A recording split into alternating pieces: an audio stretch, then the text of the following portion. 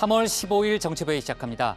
문재인 대통령이 남은 임기 동안 부동산 적폐를 청산하고 공정한 거래 질서를 만드는 데 총력을 기울이겠다고 말했습니다.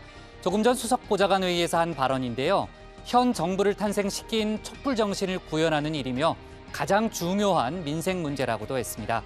또 정치권에 대해서는 이 사안을 정쟁의 도구로 삼지 말아달라면서 정부의 일차적 책임이 있지만 오랫동안 정치가 해결하지 못한 문제인 만큼 함께 해결해야 할 과제라고 강조했습니다. 하지만 문 대통령의 바람과 달리 정치권 공방은 가열되고 있는데요. 대통령 사저 논란까지 겹쳐서 여야 간 오가는 말들은 갈수록 거칠어지고 있습니다. 유 반장, LH 사태로 재보궐 민심이 여당의 불리한 쪽으로 돌아가는 분위기인데요. 민주당이 연일 대책을 쏟아내고 있죠. 네, 그렇습니다. 민주당은 특검에 이어서 여야 선출직 공직자까지 부동산 전수조사를 하자고 제안을 했습니다. 네. 재보궐선거 후보자와 또 직계 가족에 대한 부동산도 조사하자고 했는데요. 그렇군요. 이낙연 선대위원장은 부동산 비리가 국민의힘 쪽에 몇 배 더 많을 거란 얘기가 있다라는 말도 했습니다. 그렇군요. 박 반장, 오세훈 안철수 후보의 단일화 관련 신경전이 오늘 하루 종일 지속이 됐는데 조금 전에는 일정에 합의했다 이런 속보도 들어와 있죠. 네, 그 양측 실무단이 내일 오후 5시 반에 한 차례 TV 토론을 한 것으로 합의를 봤다고 합니다. 하지만 합의 결과 발표에 앞서서 김종인 국민의힘 비대위원장이 안철수 후보가 토론을 못한다며 시장작이 없다고 저격을 하기도 했는데요. 네. 안철수 국민의당 후보는 정말 모욕적인 발언이라면서 김 위원장의 옹구집 때문에 야권 지지자들이 한숨을 쉬고 있다 이렇게 되받아쳤습니다. 네, 좋습니다. 속보가 많군요. 오늘 다룰 소식 많습니다. 들어가서 본격적으로 정치부회의의 문을 열겠습니다.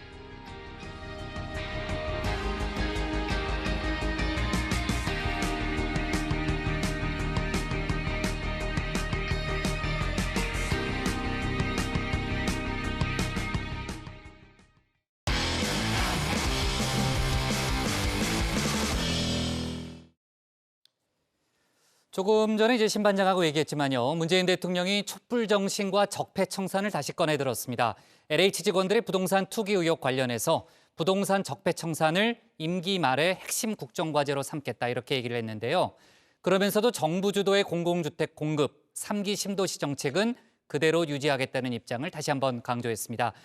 정치권에선 문 대통령의 경남 사저를 둘러싼 여야의 난타전도 벌어졌는데 관련 소식을 신혜원 반장이 정리해봤습니다. 표준국어 대사전에 좀스럽다란 단어를 쳐봤습니다. 일단 형용사고요. 사물의 규모가 보잘것없이 작다 혹은 도량이 좁고 옹졸한 데가 있다 이렇게 두 가지 뜻이 있습니다. 용례를 살펴볼 때 문 대통령이 언급한 좀스럽다는 이 두 번째 의미로 쓰인 듯하죠. 선거 시기라 이해하지만 그 정도 하시지요. 좀스럽고 민망한 일입니다. 경남 양산 사저를 둘러싼 논란이 일자 직접 페이스북에 올린 글입니다. 보통은 이렇게 정제된 문어체로 정책 설명이나 기념일 메시지를 내곤 하는데요. 이번처럼 개인적인 감정을 드러내는 건 상당히 이례적입니다. 이 하시지요 하는 어미도 미리 짜여지지 않은 대화를 할 때 자주 나오는 말투인데요. 징계가 필요 없는 것이죠. 제대로 먹힐 리가 없는 것이죠. 이런 게 있을 것이라고 하지 않았나요? 네, 익숙하죠. 청와대 관계자는 문 대통령이 직접 지시한 메시지이며 좀스럽고 민망한 일이라는 표현도 문 대통령이 직접 선택했다고 설명했습니다. LH 투기 의혹이 국민적 공분을 낳고 있는 시점에서 대통령 사저까지 논란이 돼서는 안 된다는 강한 의지가 담긴 것으로 보입니다. 앞서 국민의힘은 문 대통령 부부가 지난해 4월 매입한 사저 부지 가운데 절반이 농지로 포함이 되어 있고 이 농지가 올해 1월 대지로 형질이 변경되는 과정이 석연치 않다며 특혜 의혹 제기했습니다. 농지는 자기의 농업 경영에 이용하거나 이용할 자가 아니면 소유하지 못한다라는 농지법 규정에 따라서 부지 매입 자체가 농지법 위반이라고 주장한 건데요. 누구라도 갸우뚱할 만한 대통령의 11년 영농 경력을 지적하는 것입니다. 농지를 산 지 9개월 만에 대지로 전하는 것 또한 LH 직원들이 지금 비난받고 있는 이유와 다를 바 없습니다. 일반 국민들에겐 어렵기만 한 것이 토지 형질 변경 아닙니까? 그 지겨운 위선 행진을 언제까지 지켜만 보고 있어야 하는 것입니까? 반대로 청와대는 법대로 진행됐다라는 입장입니다. 경호 문제상 원래 양산 자택이 아닌 새 땅을 구할 수밖에 없었고 토지 형질 변경도 합법적인 절차에 따라 이루어졌다는 설명입니다. 노영민 전 대통령 비서실장은 대통령을 흠집내려는 야당의 정치 공세라고 반박했습니다. 뭐 얼마나 어처구니가 없으면 대통령께서 그러셨겠습니까? 그 선거를 앞두고 그 무책임한 정치 공세에 대해서 자제해 달라라는 인간적인 호소다라고 생각을 하고 있습니다. 특히 문 대통령에겐 노무현 전 대통령의 아방궁 트라우마가 있습니다. 문 대통령은 노무현 재단 이사장이었던 2011년 당시 한나라당 황우영 원내대표가 봉하마을을 찾았을 때 아방궁이라는 표현은 너무하다. 전직 대통령 예우에 신경을 좀 써달라. 이렇게 항의한 적이 있었죠. 그건 이미 퇴임한 대통령 가지고 이 집을 아방궁이라고 이렇게 비난하면서 온 보수 언론에 도배를 하고. 좋은 데 가면 꽃 피고, 그렇죠? 꽃 피고 좋은 데 많은데 왜 이렇게 자꾸 오세요? 무슨 꽃이 피다 이겁니다. 자, 정치권에서는 난타전이 펼쳐졌습니다. 민주당이 야당이 제2의 아방궁 프레임을 짜고 있다라며 강하게 반발하자 야당은 합리적 문제 제기를 정치 공세로 호도한다라고 맞섰는데요. 양산 사저를 둘러싼 논란에 대해서 대통령의 호소를 이명박 박근혜 전 대통령과 연계해서 말씀을 하십니다. 이런 황당무계한 일이 어디가 있습니까? 아무리 선거가 급해도 비료비, 농약비 내역까지 공개하라. 이건 정말로 좀스럽지 않습니까? 민망합니다. 정세균 총리가 어제 농지 취득 요건도 강화하기로 했다. 농업 경영 계획서에 대해서 철저히 심사하고 투기를 막겠다 그랬습니다. 이 말씀하신 대로 문재인 대통령이 실제 영농을 했는지 철저히 하고 난 다음에 국민들에게 적용해 주기 바랍니다. 대통령의 사전은 경호라는 특수성이 있는 데다 말 그대로 온 국민이 눈에 불을 켜고 지켜보는 땅입니다. 철저한 감시는 필요하지만 일각에서 제기하는 투기용 매입 의혹은 과한 측면이 있어 보입니다. 다만 아쉬운 점은 지금은 LH 사태로 국민 전체가 분노하고 있는 상황이라는 거죠. 정부 여당의 감정적 대응은 자칫 이슈를 증폭시키는 역효과를 낼 수 있어 보입니다. 자, 이런 가운데 문 대통령의 국정수행 지지율은 5주 만에 다시 40% 아래로 떨어졌습니다. LH 직원 땅 투기 의혹 파장이 지지율까지 흔드는 모양새인데요. 긍정평가는 전주보다 2.4%포인트 내린 37.7%, 부정평가는 1.7%포인트 오른 57.4%로 나타났습니다. 격차는 19.7%포인트로 오차범위 바깥에서 더 벌어졌습니다. 정부의 합동특수수사본부에 진행하는 수사와는 별개로 정부의 관리 책임을 묻지 않을 수 없다는 여론이 반영된 결과로 풀이됩니다. 발본색원, 무관용, 폐가망신, 투기익 몰수 등 센 말들을 폭포처럼 쏟아내고 있습니다. 그거 다 거짓말입니다. 이 대한민국 정치가 투기의 탄탄대로를 닦아준 것이나 다름없습니다. 지난주 정세균 총리는 기존의 방식과 제도로는 더 이상 공직자의 탐욕을 척결할 수 없다면서 부동산과의 전쟁을 선포했었죠. 정부는 부동산 범죄와의 전쟁을 선포합니다. 코로나 방역처럼 가혹할 정도로 국민이 그만하라고 할 때까지 수사할 것입니다. 오늘 문재인 대통령은 한 걸음 더 나아갔습니다. 대국민 사과 대신 문재인 정부의 탄생 동력이자 핵심 키워드라 할 수 있는 촛불 정신을 언급하면서 부동산 적폐 청산을 천명했습니다. 일부 LH 직원들의 투기 의혹 사건을 접하면서 국민들은 근본적인 해결책을 마련할 것을 요구하고 있습니다. 우리 사회 불공정의 뿌리가 되어온 부동산 적폐를 청산하라는 것입니다. 우리 정부를 탄생시킨 촛불 정신을 구현하는 일이며 가장 중요한 민생 문제라는 인식을 가져주기 바랍니다. 부동산 적폐 청산과 공정한 거래 질서 확립을 남은 임기 동안의 핵심 국정과제로 강력히 추진하겠다라고 덧붙였습니다. 또 정치권을 향해서는 부정한 투기의 역사에 종지부를 찍을 수 있도록 근본적 제도 개혁에 함께 나서달라 당부했는데요. 문 대통령은 현재 국회에서 논의 중인 이해충돌 방지법의 신속한 입법과 함께 불법 투기를 감독할 수 있는 기구 설치를 주문한 상태입니다. 부동산 적폐 청산과 부동산 시장 안정은 동전의 양면처럼 맞물려 있습니다. 무슨 일이 있어도 주택 공급을 간절히 바라는 무주택자들과 청년들에게 피해가 돌아가는 일은 없어야 하겠습니다.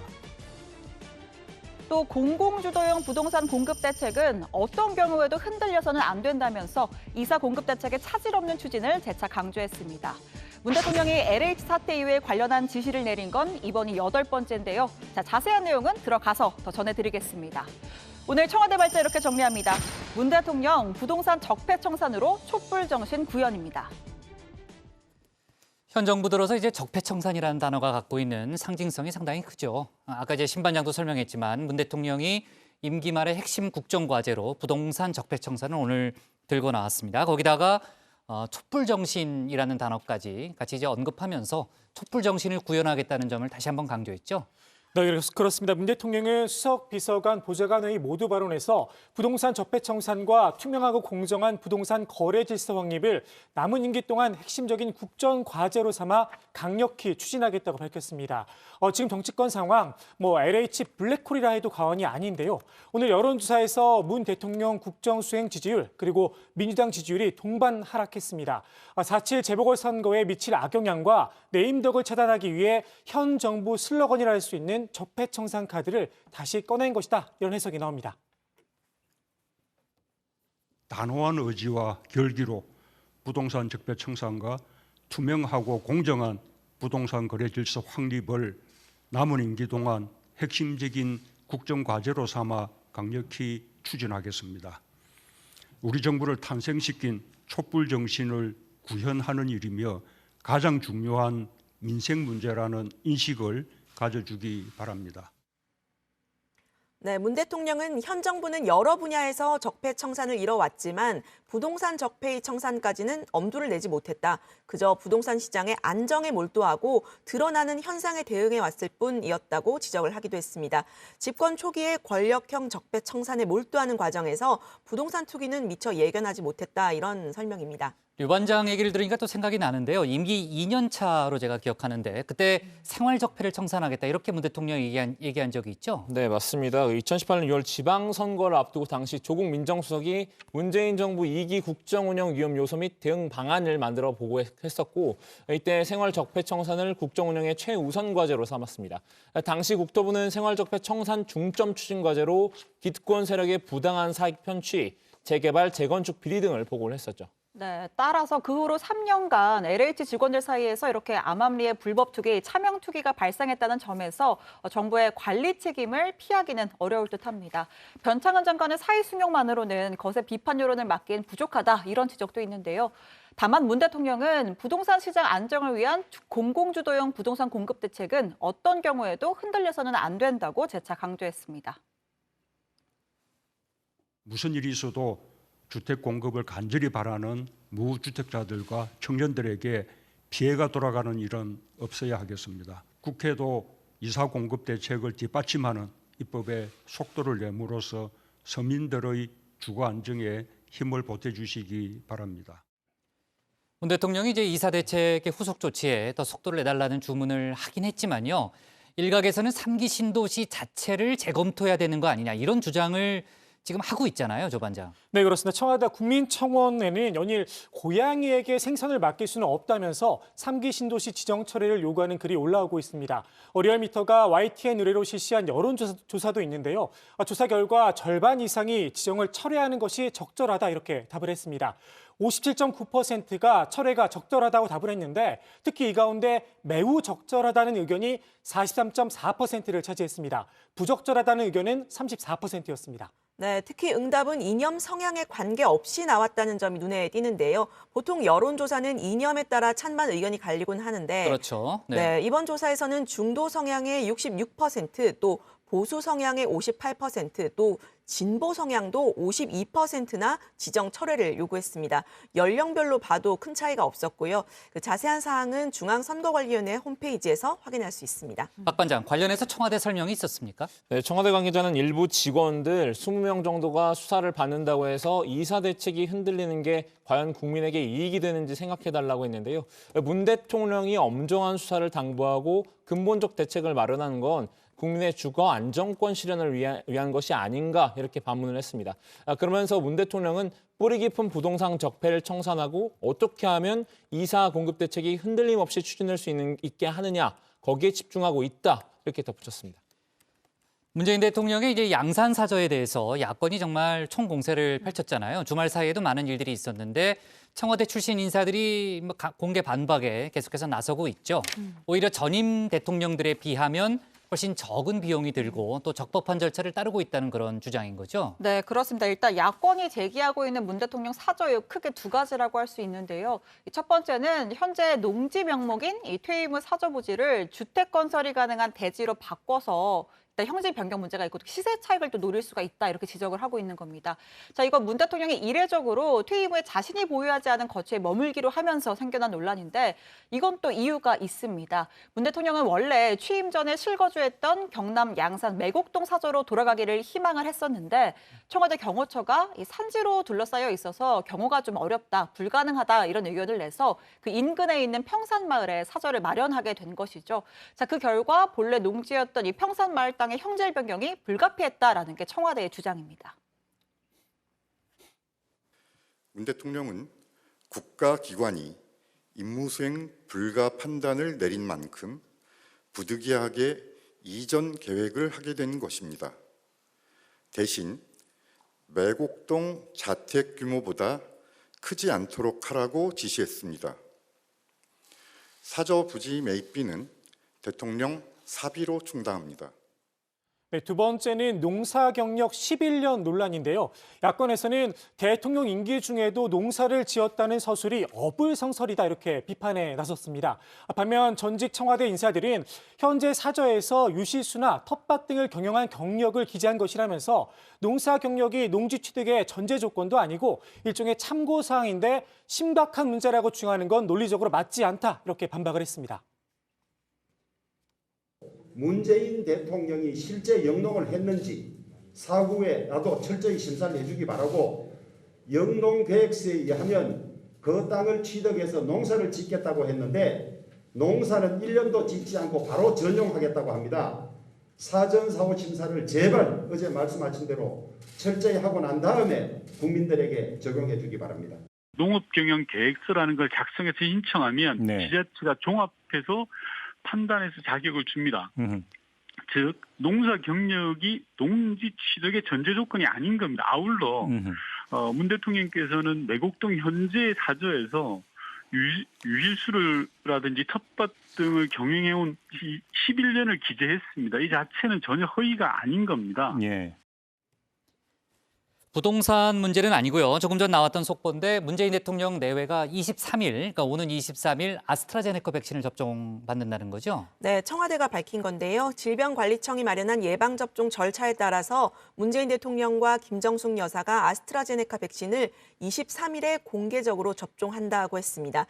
이는 오는 6월에 영국에서 열리는 G7 정상회담 참석을 위한 것으로 필수 예방접종 절차에 따른 것이라고 밝혔는데요. 23일은 65세 이상 국민에 대한 아스트라제네카 백신 접종이 시작되는 날입니다.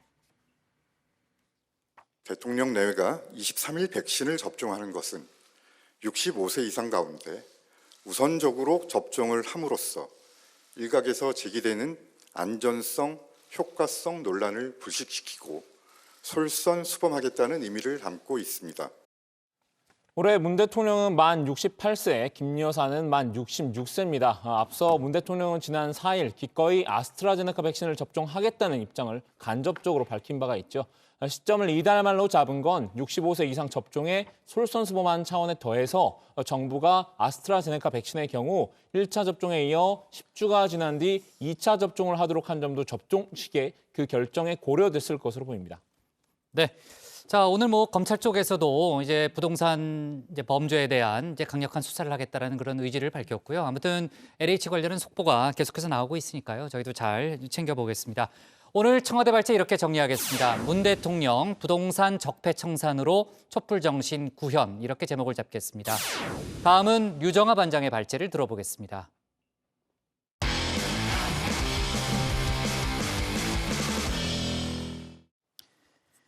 LH 사태가 4월 재보궐선거에도 영향을 미치고 있습니다. 더불어민주당은 오늘 LH 관련 대책을 쏟아냈는데요. 국회의원 전수조사에 이어서 선출직 공무원 전원 전수조사 등의 카드를 제안했습니다. 앞서 박영선 서울시장 후보도 특검과 3기 신도시 소유자 전수조사를 제안했죠. 하지만 국민의힘은 받아들이지 않고 있습니다. 관련 내용을 유정아 반장이 정리해봤습니다.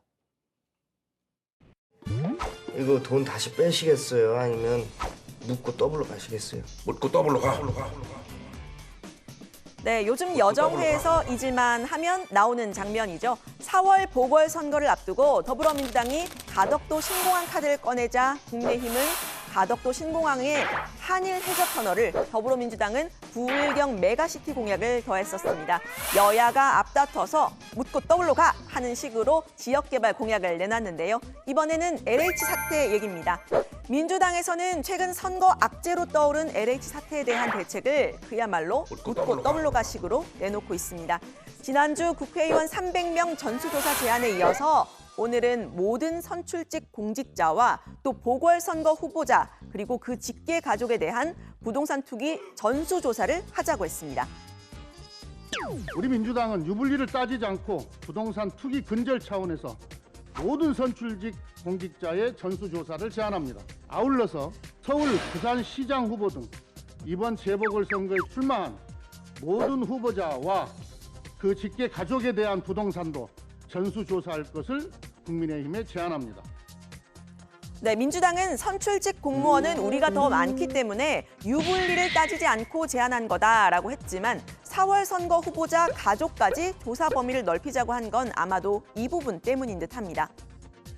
오세훈 국민의힘 서울시장 후보는 30억 이상이 되는 보상을 받았다 해서 이 보상이 적절한 거냐 지금 논란이 되고 있습니다. 국민의힘이 부동산 부자당이라고 하는 것은 우리 국민들이 다 알고 있습니다. 네, 하지만 국민의힘에서는 앞서 국회의원 전수조사부터 사실상 거부하고 있습니다. 지난주 김종인 비대위원장이 해보자라고 했지만 주호영 원내대표가 민주당 먼저를 내세웠습니다. 민주당의 물타기에 끌려가지 않겠다, 자체적으로 조사하겠다라고 했는데요. 오세훈 후보 역시 토지 보상 논란 10년 전에 다 해명이 됐다라면서 화살의 방향을 민주당에게로 돌리고 있습니다. 민주당이 자당 소속 의원들 여러 명이 투기와 관련 있는 정보가 나왔는데 마치 우리도 끌고 들어가려고 하는 듯한 거기에 찬성하지 않은 것이지 전수조사 저들 기꺼이 하겠습니다. 특히나 민주당 현역 의원 6명이 땅 투기에 연관이 돼 있다는 사실이 밝혀지면서 이건 부동산 적폐 정당이 아니라 부동산 도적당이 아닌가 하는 생각이 들 정도로. 네, 국회의원 전수조사를 거부한 국민의힘에 민주당은 그야말로 집중 포화를 퍼붓고 있는데요. 거기에 더해서 추가 대책까지 내놓은 상황입니다. 도둑이 재발절인 것이 아니라면 회피할 이유가 무엇인지 궁금합니다. 세간에서는 부동산 비리가 국민의힘 쪽에 몇 배는 더 많을 것이라는 얘기도 나돕니다. 주호영 국민의힘 원내대표는 본인의 반포 아파트가 22억에서 45억으로 23억에 올랐다. 그래서 의혹을 받은 바 있습니다. 네, 여야는 LH 사태 수사를 놓고도 논쟁을 벌이고 있습니다. 정부 합동조사단 1차 발표에 이어서 합동특별수사본부까지 꾸려졌지만 사태 수습에는 역부족인 탓입니다. LH 사태가 선거로 옮겨붙으면서 후보들이 직접 나섰죠. 민주당 박영선 서울시장 후보는 앞서 LH 사태에 대한 특검 수사를 제안했습니다. 검찰에게 일방적으로 수사권을 쥐어주지 않으면서도 더 강력한 수사가 가능하다라는 논리입니다. 민주당은 이를 즉각 받아들였습니다. 박 후보 역시 묻고 더블로 가 식으로 특검에 더해서 3기 신도시 토지 소유자 전수조사까지 2차로 제안을 했습니다. 그야말로 강공 모드입니다. 토지 소유자 전수조사로 차명 투기 연루자의 자금 출처 흐름을 낱낱이 추적해서 불법 투기 세력을 철저히 가려내고 책임을 물어야 합니다. 네, 박 후보가 연일 초강경 대응을 당과 정부에 주문하고 나선 이유, 바로 LH 사태 관련 여론이 좀처럼 가라앉지 않고 있기 때문이겠죠. 선거는 이제 불과 23일 남았습니다. 하지만 국민의힘은 특검은 그 구성에만 2달 이상 걸린다라면서 검찰의 직접 수사를 주장하고 있습니다. 특검이 삽자루라면 검찰은 포클레인이다. 각 관할 검찰청에서 수사를 하면서 지휘를 그동안의 노하우를 가지고 하면 아주 체계적이고 종합적으로 수사를 할 수 있거든요. 네, 국민의당 안철수 후보 역시 검찰 수사를 촉구하는 청와대 국민청원글을 올렸는데요. 스스로를 시민 안철수라고 하면서 윤석열 전 검찰총장의 주장을 인용했습니다. 정부 여당이 조금이라도 진상규명에 관심이 있다면 검찰에 수사를 맡겨야 한다라고 주장을 한 겁니다. LH 사태에 대해서 검찰의 직접 수사가 가능한지에 대해서는 여야 입장이 엇갈립니다. 여당은 검경 수사권 조정으로 현행법상 검찰 수사가 불가능하다라는 입장입니다. 이 때문에 여당 일각에서는 특검 카드가 당에서 추진 중인 검수완박, 검찰 수사권 완전 박탈 기조에 어긋난다는 주장도 나옵니다. 반면 야당은 증거인멸을 우려하면서 검찰 중심으로 수사한 이후에 특검을 논의하자라는 입장이죠. 오세훈 서울시장 후보는 검찰이 할 수 있는 중대범죄 수사 중에 LH 사태와 관련 있는 공공 관련 수사, 부패 관련 수사를 검찰이 할 수 있다라고 주장하고 있습니다. LH 사태 전수조사라는 정치적 해결부터 수사 방식과 같은 법적 해결까지 여야가 첨예하게 대립하고 있는데요. 이런 가운데 LH 사태 이후 예전과는 추이가 좀 달라진 서울시장 선거 여론조사 결과가 나왔습니다. 지난 13일 SBS와 넥스트 인터랙티브 리서치가 조사한 3자 가상대결 결과인데요.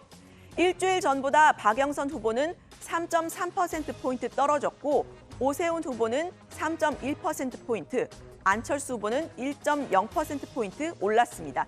비슷한 시기에는 3자 대결 시 박 후보가 오차범위 내에서 앞서는 조사들이 나왔었죠. 오늘자 문화일보와 리얼미터 조사 결과를 보면 오세훈 후보가 35.6%로 박영선 후보 그리고 안철수 후보를 오차범위 내에서 앞서는 걸로 나타났습니다. 관련 소식 들어가서 더 이야기를 해보고요. 오늘 발제는 이렇게 정리합니다. 박영선 특검의 전수조사까지 LH 대책 쏟아내. 오세훈 LH 사태 이후 여론조사에서 강세.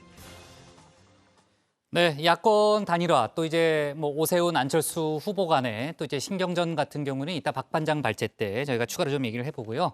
LH 사태가 4월 재보선에 큰 영향을 미치고 있습니다. 국회의원 300명 부동산 투기 전수조사를 하자 뭐 이런 제안도 있었고요. 또 특검을 하자 이런 제안도 민주당에서 내놨고 야당 쪽에서는 뭐 여당의 전략에 끌려다니지 않겠다 이렇게 뭐 입장을 정한 것 같아요. 그러면서 어쨌든 전반적으로 이제 여야가 곳곳에서 충돌하고 있는 그런 상황인 거죠. 네, 그렇습니다. 민주당이 지난주에 국회의원 전수조사와 LH 사태 특검에 이어서 이 자치단체장, 광역시도의원, 기초의원까지 선출직 공직자 모두를 조사하자라고 제안했습니다. 또 서울, 부산시장 후보 등 4월 재보선 후보와 직계가족의 부동산을 전수조사하자 이렇게 추가 제안을 하면서 공직자 투기 및 부패 방지 5법에 대해서도 적극 협력해달라 이렇게 야당에 요청을 했는데요. 또 민주당은 자체적으로 부동산 투기 혐의가 있는 사람은 선출직 후보가 불가능하도록 후보 공천 검증 시스템을 만들겠다라고도 했습니다. 반면에 국민의힘은 국회의원 전수조사와 특검은 거부하고 있는데요. 민주당은 국민의힘 등 야당이 LH 사태를 선거에 이용하고 있다고 했습니다. 국민의힘에서 국회의원 전수조사와 특검을 모두 거부하고 있습니다. 참으로 이해하기가 힘듭니다. 국민의힘은 이러한 국민의 요구에는 별 관심이 없는 것 같고 선거라는 잿밥에만 관심이 있는 것으로 보여집니다. 네, 반면 국민의힘은 민주당이 의원 300명 전수조사를 제안한 건 나쁜 의도가 있다라고 했습니다. 민주당 소속 의원들이 투기와 연관이 됐는데 국민의힘까지 끌고 가려는 시도라는 겁니다. 다만 자체적으로 전수조사하자는 요청이 많아서 스스로 전수조사를 하겠다라고 얘기했습니다. 민주당이 제안한 특검은 4.7 선거 전에 위기를 모면하려는 의도라고 비판을 했는데요. 검찰 수사가 우선돼야 하고 결국엔 특검으로 가야 한다 이렇게 본 건데 한번 직접 들어보시겠습니다. 지금 검찰이 제대로 수사할 수 있음에도 불구하고 부동산 투기에 관한 수사 경험도 없는 국수본에 맡겨놓은 채로 특검 발족에 2달이 걸리는 것을 이용해서 4월 7일 선거 전에 어떻게든 모면해보려는 의도가 있어서. 류 반장, 4월 재보궐선거에 뛰어든 후보들도 직접 LH 사태에 대해서 입장을 내고 있죠? 네, 그렇습니다. 민주당 박영선 후보는 지난주 특검 제안에 이어서 3기 신도시 땅 소유자 전수조사를 제안했습니다. 당과 정부를 향한 요구였는데요. 조사 혹은 수사의 범위를 넓히고 또 강도도 높여라라는 주장입니다. 야권에서 특검 도입이 시간 끌기다라는 주장이 나오는 데 대해서는 법적으로 불가능한 검찰 수사를 주장하는 오세훈, 안철수 후보의 주장이 시간 끌기다라고 반박을 했습니다. 만약 대망을 품고 있었던 검찰총장의 마음이 담겨서 검찰이 수사를 지휘한다면 과연 공정한 수사라고 시민들이 신뢰할까요? 제2의 BBK, MB 아바타가 될 것입니다. 네, 선거 초반에는 부동산 정책 그리고 부동산 가격 폭등 같은 문제가 제기가 되면서 여야 후보들이 앞다투어서 부동산 공급 대책을 이제 내놨었는데요. 지금은 앞다투어서 LH 사태 해결, 부동산 투기 방지 대책 같은 걸 내놓고 있습니다. 네, 국민의힘 오세훈 후보와 국민의당 안철수 후보는 연일 검찰 직접 수사를 주장하고 있는데요. 검경 수사권 조정 국면이란 과도기적 상황과 LH 사태라는 광범위한 공직자 비리 사건이 맞물리면서 생겨난 문제로 보입니다. 여당에서 검찰의 직접 수사는 현행법상 어렵다는 입장인데요. 이에 대해 오 후보는 정면으로 반박을 했습니다. 마음먹기 따라서는 얼마든지 정권에서 검경 학습을 출범시킬 수 있는데 저렇게 고집을 피우고 검찰에는 어쨌든 수사권을 주지 않으려고 피하는 모습이 참 정말 옹색해 보이고 비합리적입니다. 안철수 후보도 청와대 국민청원에 올린 글에서 강한 어조로 반박을 했는데요. 검찰이 수사에 나서지 못한다면 신도시 투기 사건은 잔챙이들 꼬리만 자르고 봉합하는 희비극이 될 것 같다. 부동산 투기와의 전쟁이라더니 국민의 재산권과 전쟁을 벌이면서 자신들은 전쟁 특수를 누린 결과가 될 것이다. 이렇게 지적을 했습니다. 신 반장, 특검에 대해서는 여권 일각에서도 비판의 목소리가 있다면서요? 네, 그렇습니다. 당정의 검수완박, 즉 검찰 수사권 완전 박탈 기조와 엇박을 낼 수 있다. 이런 비판이 여권 내부에서 나오는 걸로 알려집니다. 직접적인 비판은 범여권에서 나왔는데요. 정의당은 특검 주장에 대해서 특별수사본부의 힘을 빼고 수사를 교란시키는 발언까지 서슴없이 하고 있다라고 주장했습니다. 박영선 후보와 단일화 과정에 있는 김진애 열린민주당 후보는 조금 더 직접적이었는데요. 지난주 토론 때 나온 이야기입니다. 한번 들어보시죠. 이 특검이 제대로 된 사람만 임명이 되면 신뢰를 회복하는 것이 중요하다. 뜻밖의 이거를 바로 거절하더라고요. 그래서 굉장히 의아했습니다. 그리고 무엇이 두렵길래 특검을 한다라는 것이 아주 전형적인 여의도 문법의 정치다. 이건 뭐냐 하면은 특검으로 이 소나기를 그냥 지나가려고 하는 게 아니냐. 네, 김진애 후보는 LH 수사보다 더 근본적인 이야기를 해야 한다면서 이 MB 정부 때부터 지난 10년간의 개발 사업을 전면 수사해야 한다라고도 주장했습니다.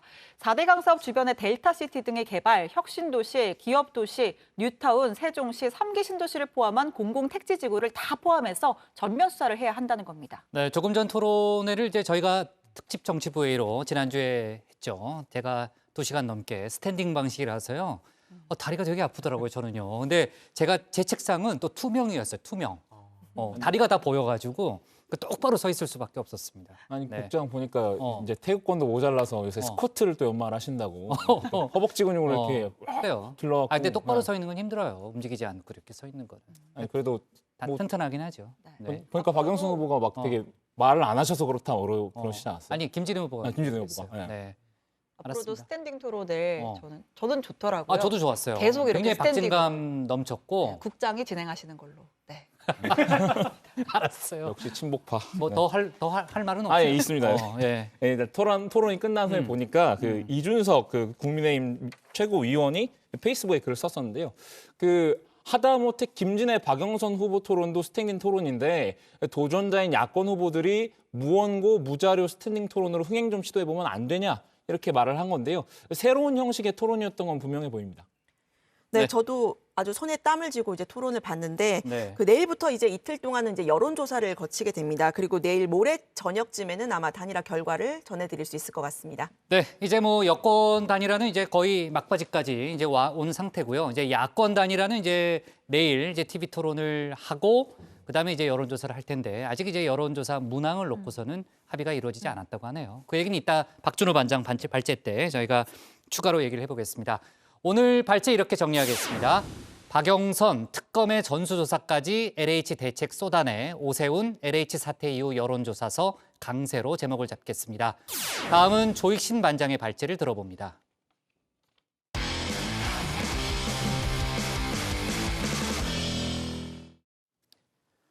법무부가 오늘부터 일주일 동안 차기 검찰총장 후보를 추천받습니다. 검찰총장 후보는 국민 누구나 추천할 수 있는데요.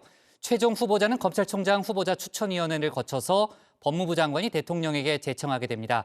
이르면 다음 달 말쯤 새 검찰총장이 취임할 걸로 보입니다. 이런 가운데 전직 검찰총장이죠. 윤석열 전 검찰총장의 지지율 상승세는 계속되고 있는데요. 조익신 반장이 관련 내용을 정리해봤습니다.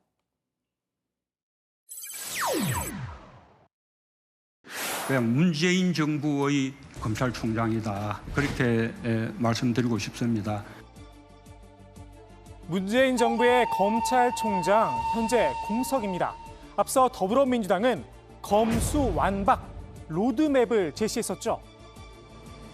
그래서 검찰청법을 폐지하고 명칭도 공소청으로 바꾸어서 그래서 검사의 이름도 공소관으로 바꾸어서 어쩌면 마지막 검찰총장이 되지 않을까 싶습니다. 정부가 새 검찰총장을 뽑기 위한 국민 천거에 들어갔습니다. 경력 15년 이상 법조인이면 누구나 추천 대상입니다. 천거는 비공개 서면으로 이뤄지는데요. 만일 피추천인을 의도적으로 공개하면 심사 대상에서 제외하기로 했습니다. 앞서 법무부는 검찰총장 후보 추천위도 구성을 했는데요. 위원장은 박상길 전 법무부 장관이 맡았습니다. 박 전 장관은 윤석열 전 검찰총장과 좋은 인연은 아니었죠. 민정수석이 그런 거 하면 되느냐 이런 식의 이제 도덕적 판단부터 시작해가지고 결론이 법무부 장관 낙마라고 얘기해요. 어떻게 하면은 좀 선처가 될 수가 있겠냐라고 여쭤보셔서 만약에 여기서 그냥 사퇴를 하신다면 좀 조용해져가지고 저희도 좀 일 처리하는데 계량과 룸이 좀 생기지 않겠나 싶습니다 하는. 윤 전 총장의 징계 당시 징계위원으로 활동했죠. 안진 전남대 법학전문대학원 교수도 추천위원으로 이름을 올렸습니다. 그래서일까요? 이런 지적도 나왔습니다. 검찰총장 추천위원회 구성에 있어서 이제 뭐 일부 좀 공정성이 이게 있느냐 이런 지적이 있는데 네, 그렇게 생각하지 않습니다. 어찌됐든 현재 거론되고 있는 유력 후보군들 적어도 한때 윤 전 총장과 대척점에 섰던 인물들입니다. 물론 누가 추천될지는 두고 봐야겠지만 말입니다. 서초동을 떠난 윤 전 총장 요즘 여의도를 뜨겁게 달구고 있습니다. 아직 정치에 지읒자도 꺼내지 않았지만 벌써 대세론까지 흘러나옵니다. 파죽지세로 오른 대선 지지율 때문인데요.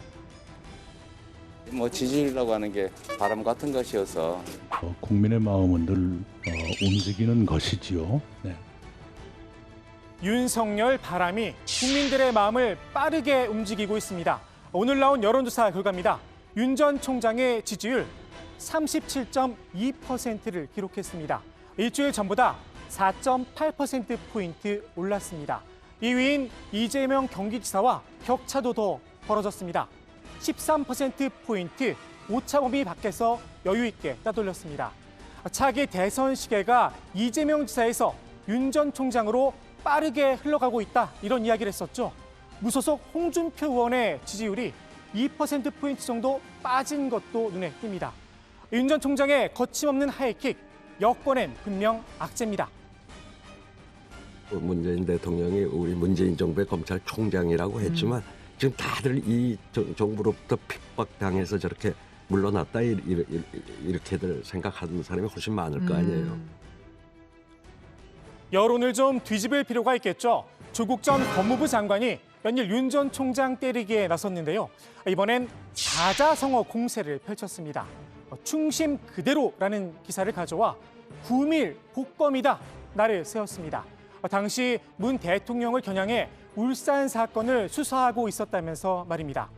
정치와 거리가 먼 순종과 무욕의 검찰총장이란 기사에 대해선 소위보다 웃을 뿐 말이 없다라고 일갈을 했습니다. 최근 LH와 관련된 부동산 투기 의혹으로 시끄럽죠. 여권에선 이 책임 윤 전 총장에게 있다는 주장도 나왔습니다. 처음엔 검찰 책임론으로 시작했는데요. 3기 신도시 얘기는 이미 2018년부터 있었던 얘기죠. 그리고 이제 대책들이 발표되고 공급 대책들이 발표됐는데 저로서는 그럼 수사권이 있을 때는 뭐 했느냐 하는 측면을 지적하지 않을 수 없습니다. 민주당 이낙연 상임선대위원장이 작년 7월 추미애 전 법무부 장관이 부동산 수사를 지시했었다라며 토스를 하자 이어 등판한 추 전 장관, 부동산 부패의 책임은 검찰이 가장 크다며 전 검찰총장 윤석열의 입장은 무엇이냐 공세를 펼친 겁니다. 여당이 요즘 특혜 분양 의혹을 제기하며 집중 공세를 펼치고 있죠. 부산 LCT의 실소유주로 알려진 이영복 씨 수사권을 거론하면서 말입니다. 그런데 아직까진 윤석열 책임론이 크게 힘을 발휘하지 못하고 있는 듯합니다. 국민 10명 가운데 6명이 이번 3기 신도시 투기 의혹과 관련해 문 대통령의 대국민 사과가 필요하다 이렇게 답을 했습니다. 이번 투기 의혹에 윤 전 총장의 책임이 있다 손 치더라도 어디까지나 문재인 정부의 검찰총장이었으니 말입니다.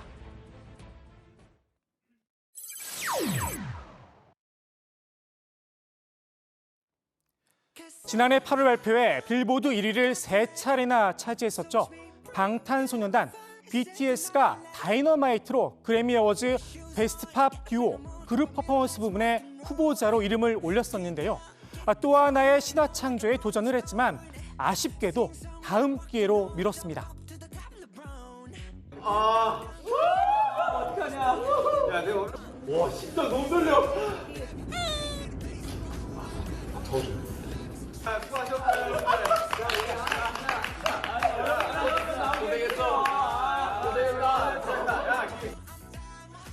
이번 수상 불발로 미국 3대 음악상을 모두 받는 대기록도 조금 미뤄졌습니다.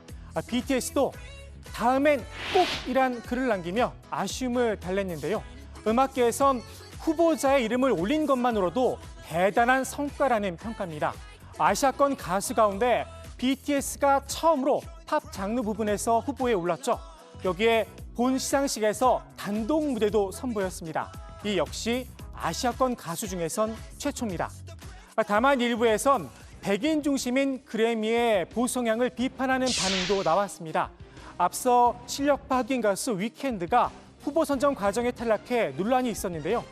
위켄드가 그래미는 부패했다라는 글을 공개적으로 올리기도 했습니다.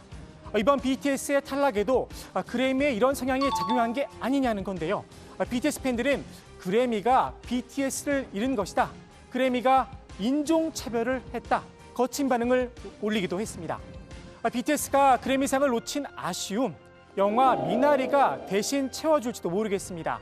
오늘 저녁 미국 아카데미상 후보가 발표되는데요. 배우 윤여정 씨가 유력한 여우 조연상 후보자로 꼽히고 있습니다. 만일 후보자로 선정된다면 한국 배우 최초로 배우상 후보에 오르게 됩니다. 윤여정 씨가 보여지고 있는 이 할머니 역할은 전 세계 어디에서도 볼 수 없는 매우 독특하고 유니크한 할머니의 모습인데 이거는 우리가 봐도 어떤 부분에서 전형성을 벗어나고 있지만 미국에서 보더라도 이런 할머니의 모습은 외국어를 쓰고 있지만 굉장히 독특하다는 점에서 굉장히 주목을 받고 있고요. 아카데미 예측 전문 매체죠. 골든더비 어워즈는 미나리를 8개 부문 후보에 올렸는데요. 지난해 봉준호 감독의 영화 기생충이 6개 부문에서 후보에 올라 4관왕을 차지했었죠. 그날의 영광이 재현될 수 있을지 기대가 모아지고 있습니다. 오늘 국회 발제 이렇게 정리합니다. 검찰총장 국민청거 시작, 윤석열 대세론, 지지율 파죽지세. 아카데미상 후보작 발표가 오늘 밤이죠, 그죠? 네, 내일 저희가 좋은 소식 좀 전할 수 있었으면 좋겠네요. 아무튼 아미로서 BTS의 수상 불발 좀 아쉽긴 합니다, 개인적으로는. 하지만 올해도 이제 좋은 곡을 계속 이제 발표할 거라고 믿으니까요. 내년에는 그래미상 꼭 타서 미국의 3관왕, 3관왕, 3대 음악상을 모두 거머쥐는 대기록을 내년에 좀 이뤘으면 좋겠네요. 네. 국장 아까 그 결과를 다 아시면서도 불발 소식을 보면서 이렇게 무릎을 탁 치는 모습 진짜 아미 같은. 무릎까지 하면. 네. 아니 그 BTS 우리 젊은이들의 성장통을 그린 노래 직접 빗땀 눈물 한번 불러주시죠. 깜짝이야. 노래 잘하네요, 류반장. 깜짝 놀랐어요 지금 순간적으로. 네. 저는 노래보다는요 이제 커버 댄스 전문이기 때문에 다음에 이제 동영상 찍어서 한번 올려줄게요. 제가 그 동영상을 다시 유튜브에 재업로드를 해드리겠습니다. 그걸 제가 발제에 써먹도록 하겠습니다. 좋네요. 반장들 왜 그래요 지금? 그러니까 넘어갑시다. 자, BTS가 이제 그래미상 수상을 다음 기로 미뤘지만요. 한국계 비올리스트죠. 리처드 용재 오닐 씨가 클래식 부문에서 그래미상을 받았죠. 네, 그 리처드 용재 오닐이 그 베스트 클래시컬 인스트루먼털 솔로상을 받았습니다. 수상 작품은 테오파니디스의 비올라와 챔버 오케스트라를 위한 협주곡이었는데요. 용재 오닐은 후보에 오른 지 3번째 만에 그래미상을 품 안에 안았다고 합니다. 자, 좋습니다. 다시 이제 정치 얘기를 좀 넘어가 볼게요. 아까 이제 LH 직원들의 땅 투기 의혹 여러 가지 측면에서 저희가 짚어봤는데 여권 대선 주자들 입장에서 봤을 때도 좋은 뉴스는 아니라고 봐야죠. 네, 그렇습니다. 아무래도 민심 위반이 큰 상황에서 마냥 지켜볼 수만은 없는 상태인데요. 최근 청와대 사퇴 의사를 밝혔죠. 변창흠 국토교통부 장관의 책임론을 거론하면서 존재감을 좀 드러냈다는 분석이 나옵니다. 앞서 정세균 총리는 정부 합동 1차 조사 발표 직후에 사실상 자진 사퇴를 요구했었습니다. 변창흠 국토교통부 장관이 책임으로부터 자유로울 수 없다고 생각을 합니다.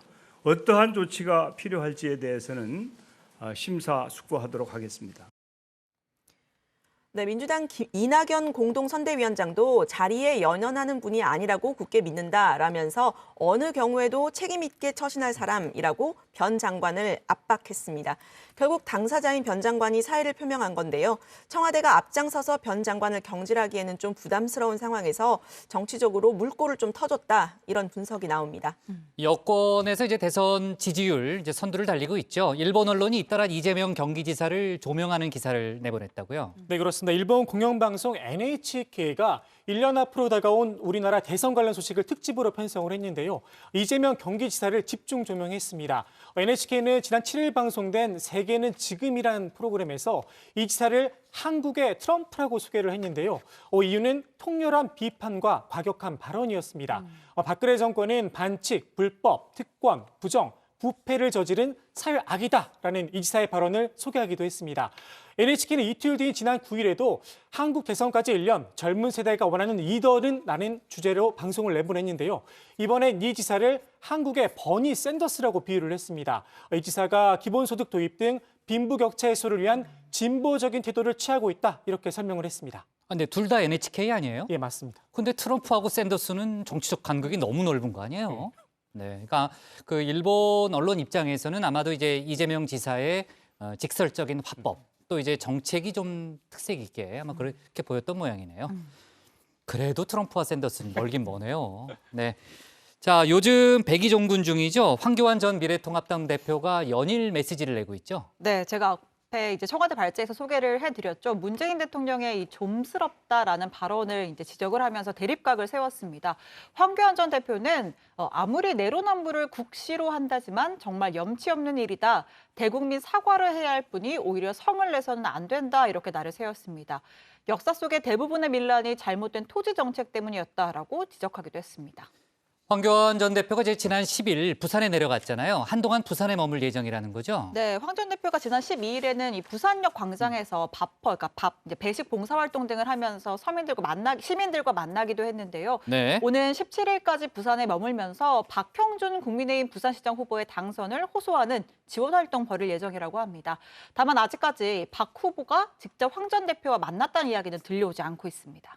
네, 앞서 그 민주당 정청래 의원이 황 전 대표의 활발한 정치 활동을 응원하는 이걸 응원이라고 해야 할까요? 아무튼 그 일종의 환영하는 글을 올리기도 했는데요.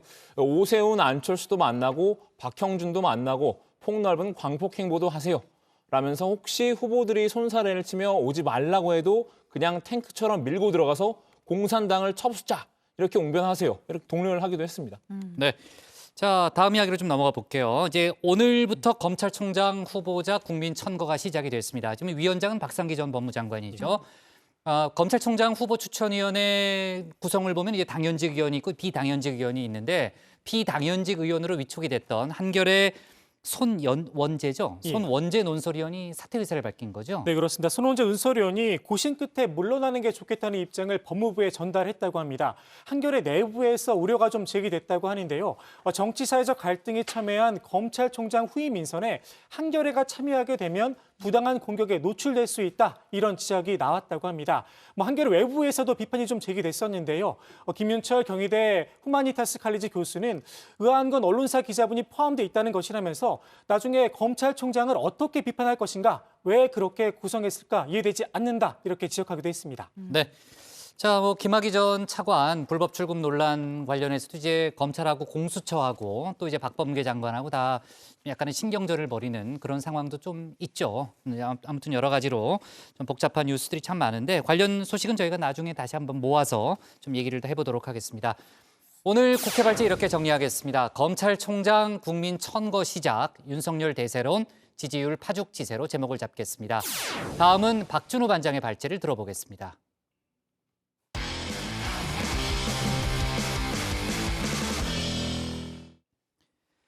국민의힘 오세훈 후보의 상승세가 심상치 않습니다. 여러 여론조사에서 안철수 후보와의 야권 후보 선호도 대결에서 우위를 보이고 있는 건데요. 오세훈, 안철수 두 후보는 단일화 시한이 다가오면서 정면으로 부딪히면서 거친 설전을 주고받았습니다. 다만 조금 전 단일화 실무 협상단이 내일 TV 토론을 진행하는데 일단 합의했다고 하는데요. 박준우 반장이 야권 재보궐 관련 소식을 정리해봤습니다. 서울파 전 서울을 놓고 연하라 장수와 단판 승부를 앞둔 야나라 진영. 이제 야나라 최종 대표 장수 선발만 남겨둔 상황에서 힘나라와 당나라 사이에 전운이 감도는데 내가 야나라 대표가 되어 서울을 차지할 수 있어. 그래야 나중에 장수 승렬과 힘을 합쳐 연하라 전체를 노려볼 수 있단 말이오. 철수와 당신은 그저 야나라를 분열의 늪에 빠뜨릴 뿐이외다. 철수와 당나라보다는 힘나라가 세가 크지 않소. 아무리 고집 부려봤자 힘나라 장수가 야나라 대표가 될 수밖에 없을 것이오. 타당치 않은 소리 하지 마시오. 모욕적인 언사는 걷어주시길 바라오. 지금 야권에는 훈풍이 불고 있습니다. 훈풍이 불어오는 시작점은 LH입니다. LH 사태로 정권 심판론에 힘이 실리면서 판세가 현재로선 야권에 유리하게 돌아가고 있습니다. 하지만 이 LH발 훈풍이 야권 단일화에는 오히려 역풍이 된 상황입니다. 아름다운 단일화는 물 건너간 걸까요? 지난주와는 분위기가 180도 달라졌습니다. 국민의힘 오세훈 후보와 국민의당 안철수 후보가 정면 충돌한 겁니다. 이유는 오세훈의 상승세, 안철수의 횡보세입니다. 요즘 LH 사태 덕분에 지지율이 좀 올라간다 싶으니까 3자 구도로 가겠다는 밑자락을 까는 겁니까? 도대체 지금 단일화를 왜 하시는 겁니까? 제1야당이 독자적 역량으로 안 되니까 저와 단일화에 나서는 것 아니겠습니까? 오 후보가 가파른 상승 가도를 달리고 있습니다. 선거 초반 야권 내에서 독주를 이어가던 안 후보를 앞서는 여론조사 결과가 나왔는데요. 먼저 조선일보와 TV조선의 공동 여론조사입니다. 야권의 단일 후보로 누가 가장 적합한지를 물어본 야권 후보 적합도 결과부터 보시면요. 오세훈 36.8%, 안철수 31.3%입니다. 적합도 질문은 오 후보 측이 선호하는 문항이죠. 다음으로 민주당의 박영선 후보와 경쟁해서 이길 수 있는 야권 후보를 물어본 야권 후보 경쟁력 문항입니다. 안 후보 측이 선호하는 질문 방식인데요. 오세훈 34.5%, 안 후보 30.5%입니다. 적합도나 경쟁력이나 둘 모두에서 오 후보가 안 후보를 앞선다는 결과를 얻은 겁니다. 머니투데이와 미래한국연구소가 실시한 여론조사도 마찬가지인데요. 적합도는 오 후보가 안 후보에 비해 3.3%포인트, 경쟁력은 3%포인트 앞서는 것으로 나타났습니다. 국민의힘이 후보 경선을 치를 때만 하더라도 오 후보로서는 상상하기 어려웠을 결과일 텐데요. 어저께 아침에 그 발표 장소로 가면서 사실은 예. 낙선 인사를 마음속에 준비하고 그러셨어요? 예. 당내 유력 경쟁자였던 나경원 전 의원을 넘어서 이제 안 후보와의 최종 단일화 경선에서도 그린라이트가 켜진 셈입니다. 모든 것이 다 그린라이트로 보여요. 다 날아가는 암컷 새도 나한테 그린라이트로 보여요. 맞아. 자, 반면 안 후보로선 마음이 다급해질 수밖에 없는 상황인데요. 안 후보는 여전히 야권에선 자신이 적임자라며 어제는 윤석열 카드도 꺼내들었습니다. 단일 후보가 되어 서울시장에 당선되면 연립시정과 함께 야권 전체의 통합을 적극 추진하겠습니다. 윤석열 총장을 포함한 더 큰 통합을 통해 더 큰 2번을 반드시 만들어내겠습니다. 안 후보의 큰 그림은 이렇습니다. 야권 단일 후보로 자신이 선출되고 서울시장에 당선되는 게 우선이고요. 이후 대선 전국에서 윤석열 전 검찰총장과 힘을 합쳐서 정권 교체의 기반을 만드는 게 그 다음입니다. 그간 국민의힘과 벌여온 기호 2번 논쟁을 염두에 두고 더 큰 2번이란 말을 한 것으로 보이는데요. 단일화는 통합의 첫걸음입니다. 단일화 후보 자체가 2번 후보입니다. 2번, 4번이 아닌 2번, 4번을 합해 더 큰 2번, 더 큰 야당을 만들어내는 것이 단일화의 목적이고 취지입니다. 양측의 단일화 실무 협상도 세부적인 사항을 놓고 난항을 좀 겪고 있는 상황이잖아요. 여기에 안 후보의 도발은 결국 오세훈, 안철수의 전면전으로 이어졌습니다. 두 사람이 단일화 진정성을 놓고 거친 설전을 벌인 겁니다. 오 후보는 어제 저녁 안 후보를 가리켜 늘 야권 분열의 중심에 서 있었고 앞으로도 분열을 잉태할 후보라고 공격을 했습니다. 오늘도 안 후보로 단일화되면 내년 대선도 야권이 분열된 상태로 치르게 될 것이라며 공세를 펼쳤습니다. 안철수 후보께서 말씀하신 대로 본인이 서울시장이 되시고 거기에 유력 주자가 결합하는 형태를 희망하셨는데 아마 그렇게 되면 내년 대선도 또 야권 분열로 갈 것입니다. 그렇게 되면 또 단일화를 위해서 정말 어려운 고비를 넘겨야 되는 그런 현실에 직면하게 되고 그 단일화가 실패하는 경우에는 야권 분열로 인한 정권 탈환의 실패로 이어질 가능성이 매우 높습니다. 오 후보는 선거 출마 전부터 안 후보의 국민의힘 입당 혹은 당대당 통합을 요구했었죠.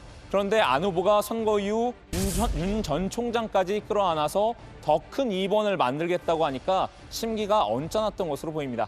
오히려 해당 발언이 야권 분열을 초래하고 단일화의 취지에 맞지 않는다고 생각한 것 같은데요. 안 후보도 불편한 심기를 여지없이 드러냈습니다. 작년에 야권이 힘들 때, 문재인 정부의 서슬이 시퍼럴 때, 제가 정치 생명을 걸고 저들과 싸울 때 어디 계셨는지도 잘 기억나지 않는 분이 저보고 야권 분열의 중심이고 야권 분열의 씨앗이라고 말씀하실 수는 없습니다. 아무리 급해도 단일화 협상 중인 상대에 대한 최소한의 예의는 지켜야 합니다. 이렇게 두 후보 사이에 서먹한 기류가 흐르면서 일단 아름다운 단일화는 위기에 봉착했는데요. 그래도 전반적인 선거 판도가 자신의 예측대로 흘러가니까 기분이 좋은 한 사람도 있습니다. 우리 국민의힘이라고 이번 서울시장 보궐선거에서 정치적으로 중심을 잡을 수밖에 없어요. 나는 제3지대에서 나타난 후보가 단일화돼가지고서 서울시장 선거에 승리를 가져올 수 없다고 생각합니다. 국민의힘 김종인 비대위원장은 안철수 후보 등판 때부터 지속적으로 안 후보를 평가절하해왔죠. 애초 3자 구도로도 이길 수 있다고 장담하다가 지난달 중순부터는 야권 단일화는 숙명적이라고 입장을 바꾸면서 한 발 물러난 것처럼 보였었는데요. 그래도 안철수 때리기만큼은 초지일관이었습니다. 이제 국민의힘의 우호적인 상황이 전개되면서 안 후보에 대한 압박 수위를 더욱 높이고 있습니다. 투표용지에 어느 당 기호 몇 번 이렇게 써 있는 거 아니에요. 근데 그거를 다 빼자고 그러는 게 그게 상식에 맞는 소리가 아니야. 그렇게 자신이 없는 사람이 무슨 출마를 하려고 그래. 안 후보는 오 후보의 정면 공격에 김 위원장의 측면 공격까지 감당해야 하는 처지에 놓였습니다. 오히려 3자 대결을 말씀하셨던 분이 다시 또 단일화 여러 가지 협상 과정에서 실무 협상단이 자율적으로 함께 의논을 하면서 문제를 풀어가야 하는 이런 시점에 여러 가지 걸림돌이 되는 그런 말씀을 하시는 건 저는 바람직하지 않다고 생각합니다. 김 위원장은 안 후보가 토론을 피한다면서 시장으로서 자질의 의문을 제기하기도 했습니다. 자, 토론도 안 하겠다. 어? 아니, 토론도 할 수 없는 사람이 가서 시장 노릇은 어떻게 할 거예요? 지금 뭐 미국 같은 데서 나이 먹은 뭐 바이든이나 트럼프 같은 사람도 토론을 스탠딩 토론을 하는데 이 사람은 스탠딩 토론도 못 하겠다는 거 아니에요? 그간 김 위원장에 대해선 쓴소리를 참아왔던 안 후보도 이번에는 발끈했습니다. 김종인 위원장의 발언은 정말 모욕적이라고 맞받아친 겁니다. 또 많은 야권 지지자들이 그 김 위원장의 그런 옹고집과 감정적 발언에 한숨을 쉬고 있다는 것을 알아주셨으면 한다. 이렇게 쏘아붙였는데요. 이렇게 다투는 와중에도 김종인, 안철수, 오세훈 이 세 사람 모두 그래도 3자 구도는 안 된다. 이렇게 경계하고 있습니다. 오 후보가 오늘 비전 발표회에서 안 후보에게 먼저 화해의 제스처를 취하면서 급히 갈등 봉합에 나선 건데요. 실무협상단도 내일 오후 두 후보의 TV 토론을 하기로 합의했다고 하는데 관련 이야기는 들어가서 나눠보겠습니다. 오늘 야당 발제 이렇게 정리합니다. 오세훈 가파른 상승세 속 파란불, 오안 정면 충돌로 급봉합. 네, 처음에 이제 안철수 후보의 지지율이 많이 앞서갈 때는 오히려 이제 단일화가 잘 될 것처럼 보였는데 오세훈 후보의 지지율이 올라가면서 단일화가 또 상당히 진통을 겪는 그런 상황이 이제 벌어졌죠. 자, 상당히 이제 양측에 이제 신경전이 거셌고 또 아주 거친 말까지 오갔습니다. 옹고집 이런 단어도 나왔고요. 토론도 못하면서 뭐 이런 얘기도 나왔는데 조금 전에 이제 박 반장이 얘기했지만 속보가 하나 들어왔어요. 그 속보는 일단 토론회, 이제 TV 토론회 합의를 했다는 거고요. 그러니까 오늘 오후에 후보들 간의 비전 발표회가 있었고 오전부터 이제 실무협상단이 계속해서 협상을 했던 거잖아요. 그러니까 실무협상단 쪽에서 일단 단일화를 위한 TV 토론 일정 등에 합의를 했다는 거죠. 네, 맞습니다. 두 후보 측 실무협상단이 오늘 오전부터 만났었는데요. 국회에서 만나서 마라톤 협상을 이어갔습니다. 지난 12일 열린 실무협상에서는 고성이 오가고 이게 분위기가 좋지 않았는데 네. 일단 오늘은 TV 토론과 여론조사 일정을 합의했다고 합니다. 내일 오후에 한 차례 TV 토론을 진행하기로 한 건데요. 토론은 한 차례만 하기로 하고 세부 방식은 아직 정하지 못했습니다. 합의사항 발표 내용 한번 들어보시죠. TV 토론회는 내일 17시 반부터 주관사를 정해서 80분간 토론회를 열기로 했습니다. 장소하고 또 세부 일정들은 공보단에서 브리핑을 따로 하도록 그렇게 하겠습니다. 두 번째, 여론조사 기관은 두 군데를 정해가지고 여론조사를 하기로 결정을 했습니다. 네, 토론은 단일화를 19일까지 하려면 적어도 여론조사를 17에서 18일 이렇게 이틀간 시행을 해야 하기 때문에 한 차례밖에 할 수 없다라고 설명을 했는데요. 국민의힘에서는 마수 토론과 같은 스탠딩 토론을 원하지만 국민의당에서는 안 후보와 금태섭 전 의원의 그 토론회처럼 정해진 규칙에 따라서 진행되는 토론 방식을 선호한 것으로 알려졌습니다. 여론조사 세부 문항과 방식 등을 두고는 내일 오후 1시에 다시 만나서 협의할 예정이라고 합니다. 네. 자, 일단 제가 얼핏 들으니까 뭐 주도권 토론, 자유 토론, 뭐 사회적 공통 질문 이런 식으로 일단 토론이 구성된다고 하고요. 저희가 지난주 금요일에 뭐 주관했던 그런 스탠딩 토론 방식인지 아닌지는 모르겠습니다만 아무튼 내일 5시 반부터 토론이 진행이 되니까요. 정치부회의에서 내일도 특집으로 저희가 생중계를 해야 될 것 같습니다. 괜찮죠? 내일은 뭐 서 있지 않아도 되니까. 네. 그죠? 그럼 내일 토론을 중계하고 그다음에 또 반장들 발제를 이어서 들으면 되겠네요. 내일도 한 2시간 넘게 특집으로 가야 되겠네요. 국장이 직접 사회를 못 보셔서 아쉽긴 합니다. 괜찮아요. 또 지금 뭔가 좀 좋은 뜻으로 얘기한 게 아닌 것 같아요. 아니, 국장이 네. 괄호 열고 계속 서 있지 못해서 뭐 이게 좀 있는 것 같습니다. 아무튼 끝나고 다시 좀 얘기 좀 해보고요. 네, 눈으로 욕하시고. 알았어요. 자, 김종인 비대위원장이 오늘 이제 안철수 후보를 가리켜서 정말 신랄한 표현을 많이 썼잖아요. 특히 이제 토론도 못한다는 얘기를 좀 많이 했는데 안 후보가 실제로 단일화 과정에서 토론을 거부했던 거예요. 일단 뭐 내일 합의가 되긴 했습니다만 이 합의에 이르는 과정에서 이제 오 후보 측은 좀 가급적이면 토론을 많이 하자 이런 입장이었고 안 후보 측은 뭐 좀 난색을 보인다 이런 상황인 것으로 좀 알려졌었습니다. 자, 이것 때문에 김종인 비대위원장이 뭐 토론도 제대로 할 수 없는 사람이라는 발언을 한 것으로 보이고요. 자, 이에 대해서 안 후보는 김종인 위원장을 향해 어디서 엉뚱한 소리를 듣고 엉뚱한 말씀을 하시는지 도대체 그 의도가 무엇인지 알 수가 없다 이렇게 반박했습니다. 자신은 단일화 일정에 맞춰서 토론을 하자고 했을 뿐 토론을 피한 사실이 없다면서 토론을 오전 오후 하루에 2번 해도 좋다 이렇게 설명했습니다. 자, 오늘 오세훈 안철수 두 후보가 오후에 이제 비전 발표를 했죠. 토론이 아니었기 때문에 두 후보 간에 아주 직접적으로 부딪히는 그런 일은 없었는데 내일은 좀 분위기가 다르겠죠.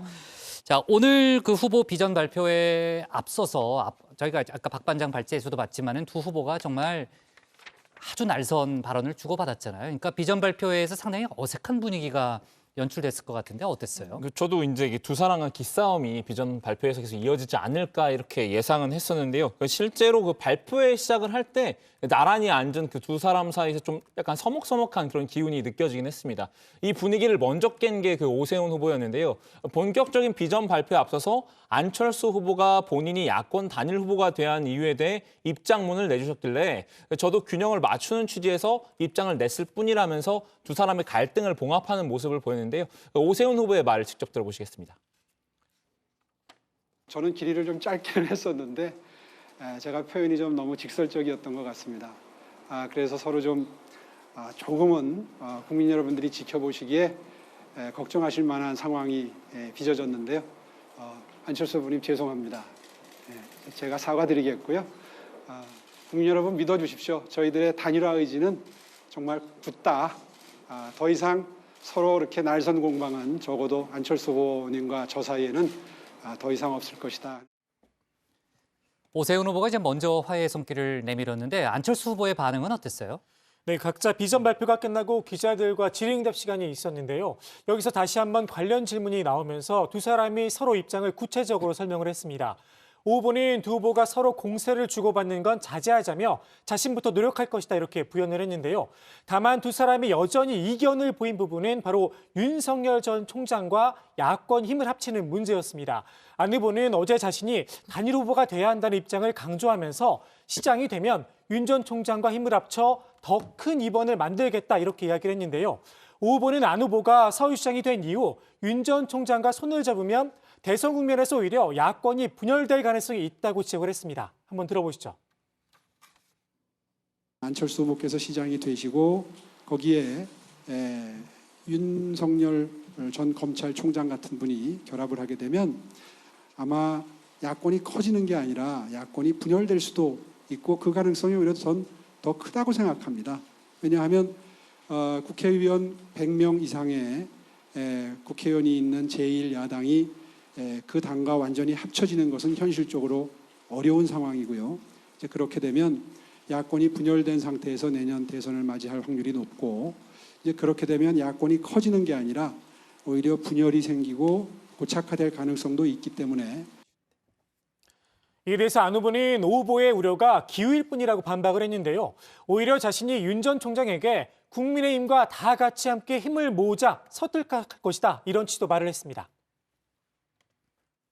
우리가 지금 서울시장 선거를 이렇게 열심히 치르는 이유는 목표는 정권 교체입니다. 그러니까 저는 야권이 통합되는 데 노력할 것이고 뭐 만에 하나 윤 총장께서 이제 저와 함께 하시겠다고 제안을 주시면 저는 그러면 지금 국민의힘과 이렇게 다 같이 함께 하자고 오히려 설득하고 함께 하려고 하는 노력을 최선을 다할 겁니다.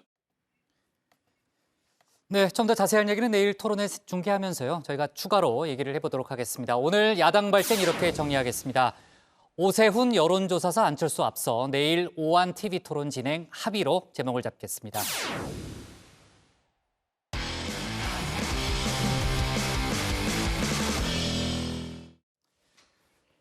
네, 오늘 저희가 밑줄 친 한 줄은요. 4.19 혁명이 시작된 1960년 오늘입니다. 정세균 총리가 찾은 이곳 국립 3.15 민주묘지입니다. 61년 전 오늘 이승만 정권의 부정선거에 항거해서 마산 시민들이 거리로 나섰죠. 당시 실종됐다가 눈에 최루탄이 박힌 채 마산 앞바다에서 발견됐던 김주열 열사, 다들 기억하실 겁니다. 이후 시위가 전국적으로 확산되고 4.19 혁명의 기폭제가 됐죠. 그날의 함성과 희생은 자유를 향한 중요한 진전이었습니다. 당연하게만 여겨왔던 민주주의, 결코 그냥 이루어진 게 아니라는 걸 되새겨보는 오늘입니다. 오늘 정치부에는 여기까지고요. 조금 전 말씀드린 대로 내일은 이제 야권 후보 단일화 토론을 포함해서요. 저희가 5시 30분부터 2시간 동안 특집으로 찾아뵙겠습니다. 됐죠? 네. 이상입니다. 네. 근데 국장 원래 네. 국막하실 때 약간 기마 자세였는데 스탠딩 토론 이후로 쭉 펴지신 것 같습니다. 아, 그래요? 네. 약간 알았어요. 이렇게 해서.